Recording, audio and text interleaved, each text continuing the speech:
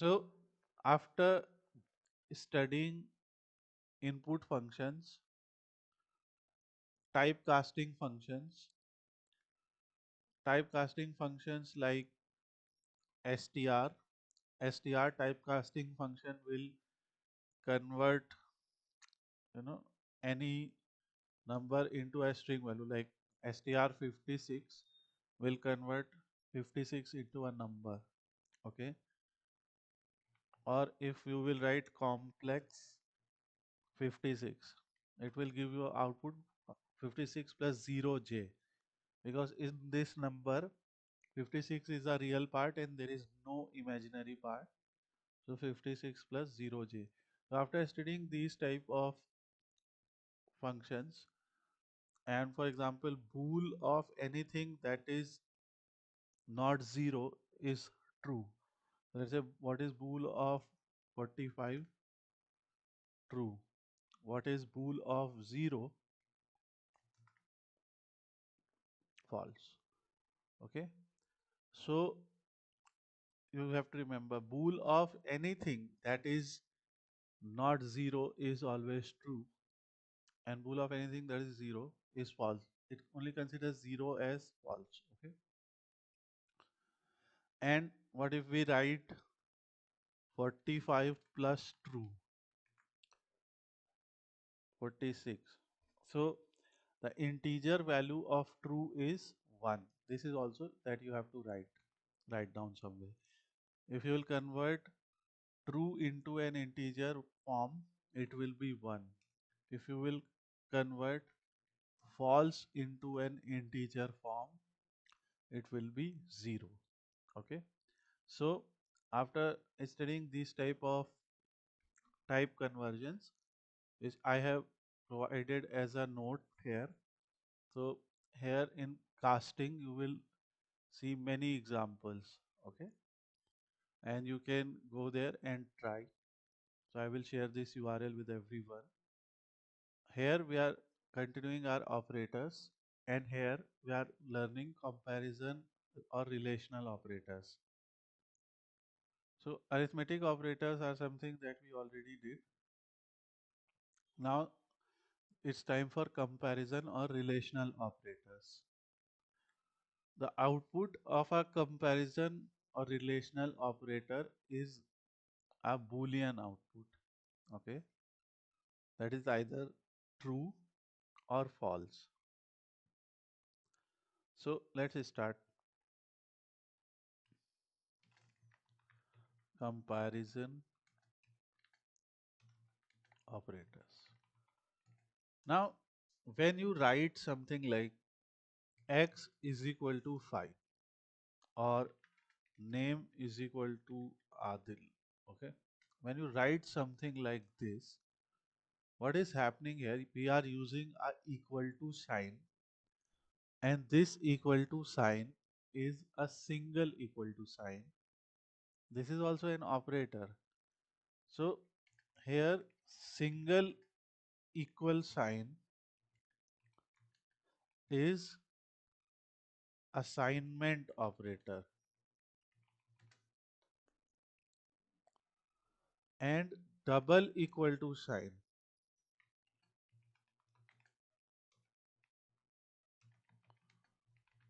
is comparison operator. So if you will write name is equal to Adil or x is equal to 5, then this value will be assigned to x. But if you will write x equal 5, so this is something we are comparing x equal to 5 and it is giving us true. Why has it said true? Because yes, x equal to 5. If we ask s equal to 6, it will say false, because x is not equal to 6, x is equal to 5. If we ask x is 6 minus 1, so 6 minus 1, first it will solve it, and once it will solve it, it will say true. Okay. So x equal to 6 minus 1 will be true.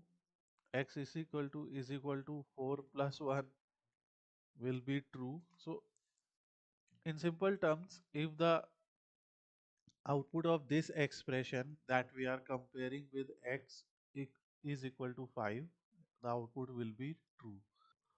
So in programming like SQL, like MySQL, if you write select a star from customers where city equal to Delhi, so in SQL, because we are not assigning something, so here this single equal is comparison operator. We are comparing city equal to Delhi, and for each row where city equal to Delhi, we get a output.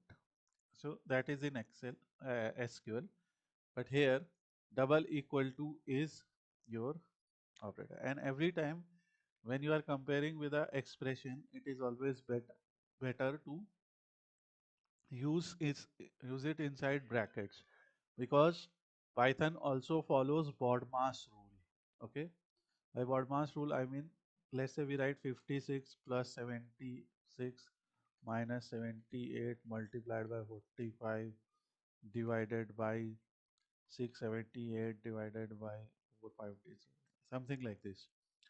So if you will just run, it will give you the output of this expression following the BODMAS rule. Okay, first it will solve this, and it will bracket off, divide, multiply, addition and subtraction. So that is something that you have to remember. So always try to use brackets wherever you can when you have a expression that you want to be solved first before applying it to any operator. Now in comparison operator, the first operator that you have studied is this operator. Okay, and now we will also learn conditional statements. Like where will we use the operators, like what will be the use of it. So you will write conditional statements. Conditional statements are like if, so if condition, this is very important to understand. So you write if condition, and then you will write a colon. Okay, I'm just zooming in. So you will write if condition and a colon, and just see what will happen when I hit enter. So when I have hit enter, you can see an indent here. Can you see? Indent means this is space. So I will write my if block of code here. So if condition print condi print condition is true, else print condition is false. So you can take a screenshot of this, you can write it somewhere. This is very important to remember. So if your condition is true, you can print condition is true.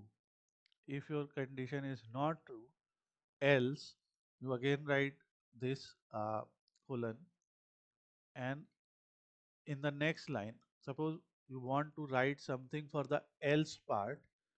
If you want to write something for else part, you will provide this indentation or gap. This is called indent or gap. Okay, and you will write else here. So in some programming languages like PHP or JavaScript, we use this type of curly brackets. Okay, these curly brackets are used to define where if is ending, where else is ending. But here in Python, we use these indentations or gaps. Okay, we can make these gaps bigger also to understand. So whatever you have to write inside if block goes in this level. Let's say if the condition is true, we have to write two things. So we will write this is inside if block. Okay, so this is inside if block. So you can write any number of lines here, but it should be at the same level from left hand side margin. Okay, let's say if we write it like this, it will be wrong. The level of everything inside the if block should be same. If someone is familiar with VBA macros, VBA, so in Visual Basic for Excel also, this is something like this is followed. Otherwise, just learn this, okay? This indentation is very important, okay? So let's say we are comparing something.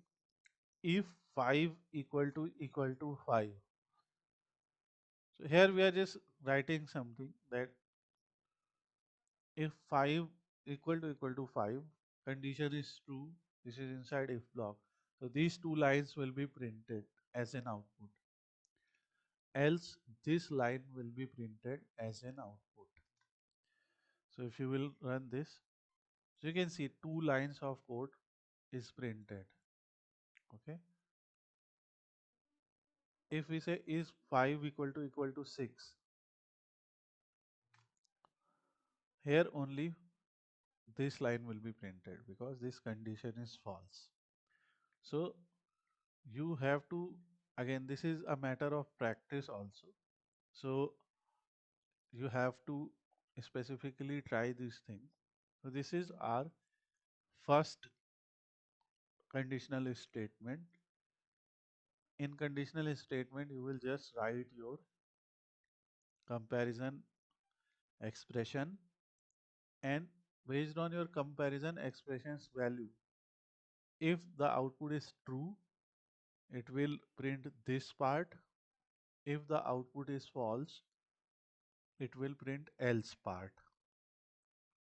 Let's try it on something else. Okay. So let's say we are writing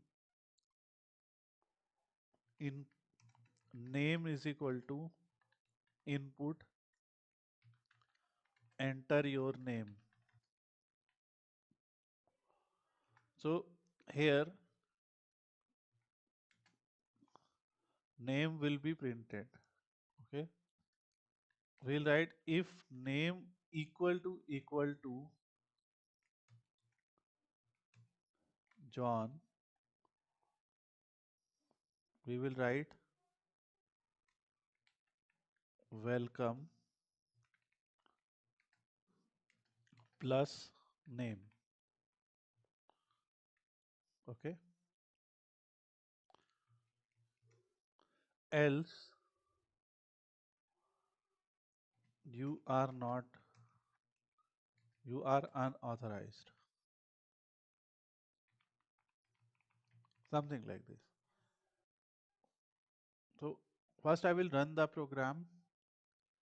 When I'll run the program will ask me to enter a name. If I will enter the name John, then only this welcome John will be printed. Otherwise, you are unauthorized will be printed. So let's run it. So this time first we will try with something else. Okay. Like Jin. You are unauthorized.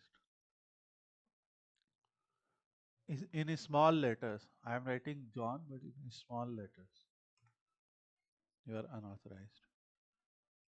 Again, because it's case sensitive also. When I will write John in the same case, then only it will give us the output welcome John. So I will just pause it and ask you. Now similarly, we can see the use of other comparison operators also. For example, if we have written, okay, let's try with the same example now. Name is equal to input, enter your name. If name is not equal to John, okay, then welcome name, else you are unauthorized. So this way we are saying only John is not allowed. If we write this, enter your name. If I will write John, what will be the output?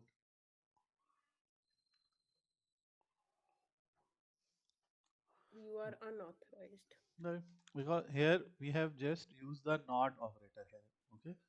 So double equal to is comparison. Not equal to is also comparison, but here we are comparing not equal. Okay. Similarly, if we write x is equal to int input enter your age, and so what this is also something that you can do. Usually what we do is we take the input from user and we will write x is equal to int of x. Okay. So in the first line, we are taking input from user, saving it inside a variable x. Then, as you remember from previous case, this input function always gives an output in string format. So we convert it to integer value using typecasting. So now x will become integer of x. If x is greater than 17, okay, so we can say you can participate, because greater than 17 is 18, or then you write you are unauthorized. So someone will enter age, let's say 17, unauthorized because you are 17. 18, you can participate. Okay, so something like that. Let's say this is a condition. So similarly, in case of jobs, you can see if your age is greater than this or less than this, you cannot apply. So those type of conditions can be seen. So this is a simple comparison operator. You can also write something like less than 55. Okay, let's say 54. You can participate because age is less than 55. So here another operator is greater than equal to or less than equal to. So those operators are all given here. So this is not equal to operator. Checks if two values are not equal. This is greater than operator. Checks if the first value is greater. Less than, checks if the first value is smaller. Okay. Greater than or equal to, less than or equal to. Very easy to understand. So this is a simple comparison operators. Everything is provided here. I will share this URL. Tomorrow we will start comparison operators that are also relational operators. Oh, sorry, logical operators that will compare two or more conditions. Okay.